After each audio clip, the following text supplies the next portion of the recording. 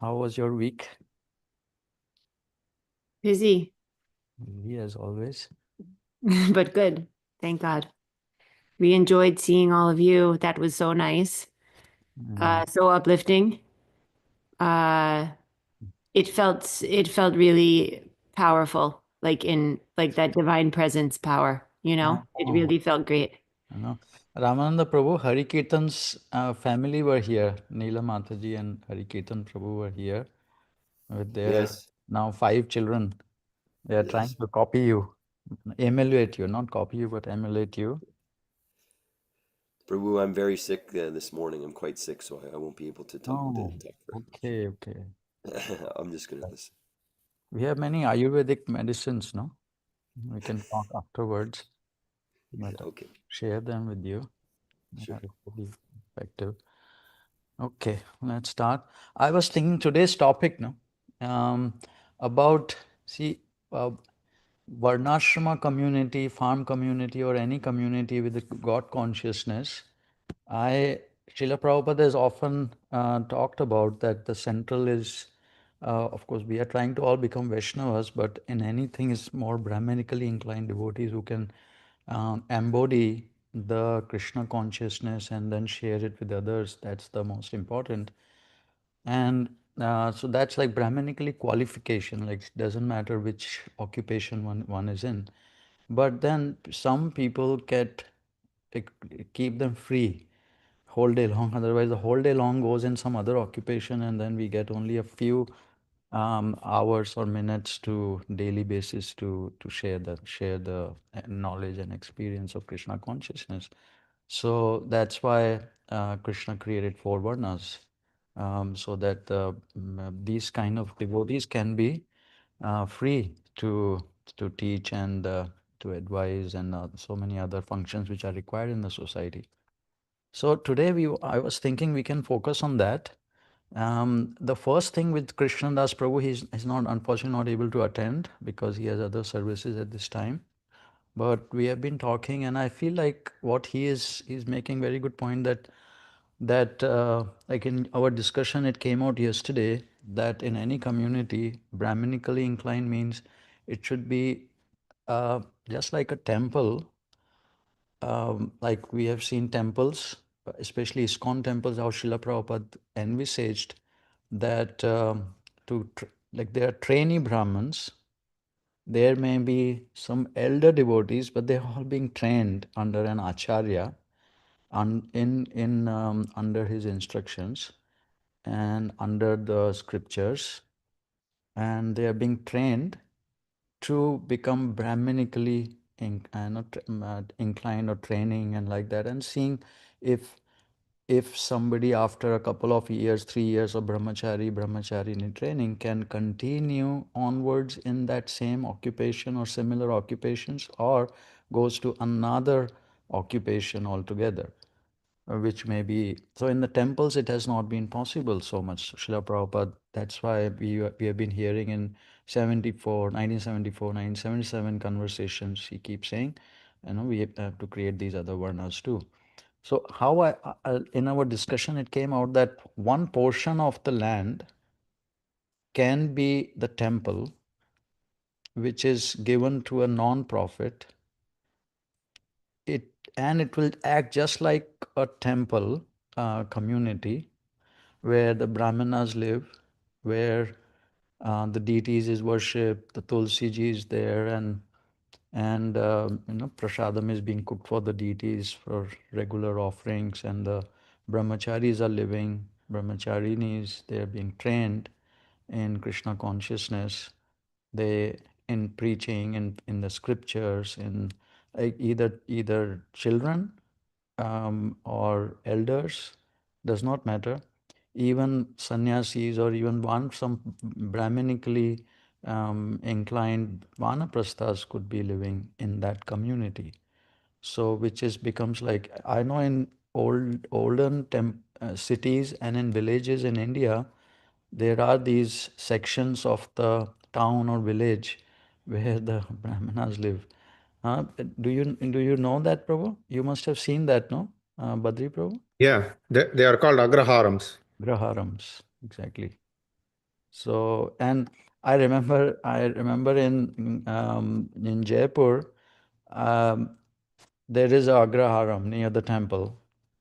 So, so of course, both Brahmanas are living there, and many times they are good Brahmanas too, and they're worshipping the Lord and Radha Govind Dev Ji.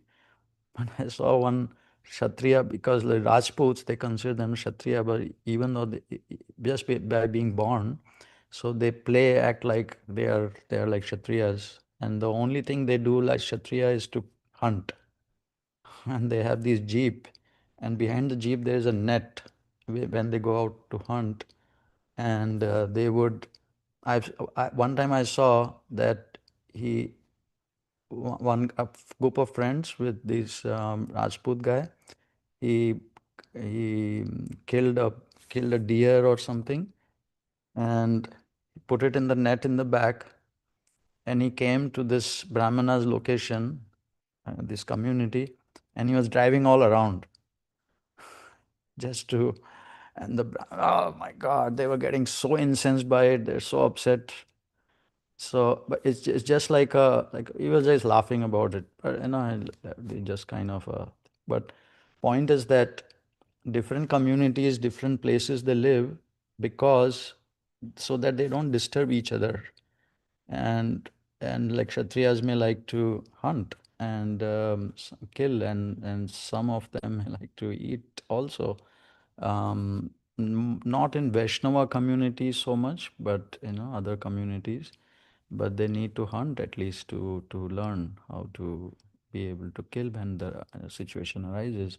And like that, Shudras also can be Vaishnavas, and gradually they are being purified. But Srila Prabhupada explains the Vedic system is that they were given place to live too, and they are integral part of the community. But they may also partake in some lower animals' flesh. So it will disturb the society. So that's what I was thinking. Just the in the farm community, we expand it like um, we create a section where the temple is there. It's just like a little more expansion of the temple in a city or other places, how we have seen. So Brahmanas may, couple of few things will be different. Maybe something like, of course, the temple is there, morning program, the same thing, and but the Brahmanas who are teaching there, preaching there, and if maybe they're not the trainee Brahmana, trainees they're being trained, like interns, but people who are teaching, who are community fields, they are qualified to teach, and they would be given some income sources, and independent to the management whims, so that they can do their function without any interference, in a sense. But there should be cooperation also. So these are the things I wanted to discuss today. And this is what I've been struggling with, how to go about doing this implementation. Because where will the land come from? How will the money portion happen with this land, temple building? How will the expenses of this whole operation, like so to say, take place in the wider community? And how will the management of the temple happen compared to the management of, let's call it, a mini village out in the other sections? Other people are living and functions are going on. So this is like a little preamble I wanted to start with, and then throw it open for devotees. um, would you have anything to share in this, Badri Prabhu, or anyone?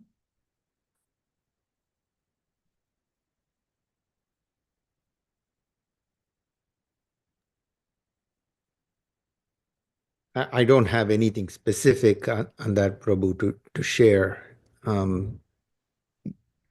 The only thing that I am thinking of is you need to have representation from each group irrespective of what is done in a community, right? To represent not just that particular group or the group's interests, right? But to bring their perspective into any joint decision making, right? So if you see in a king's court, the king had ministers appointed from each one of these groups. The royal priest came from the Brahminical class, right? The ministers were not just Kshatriyas, the ministers came from all three groups, I see. right? If you see, and you can see this in almost like both in Ramayana and in the court of Krishna for the Vrishnis, they had representation from all groups, although the Vrishnis were by themselves, right, who were Kshatriyas, but most of them became Vaishyas. So you had groups from all four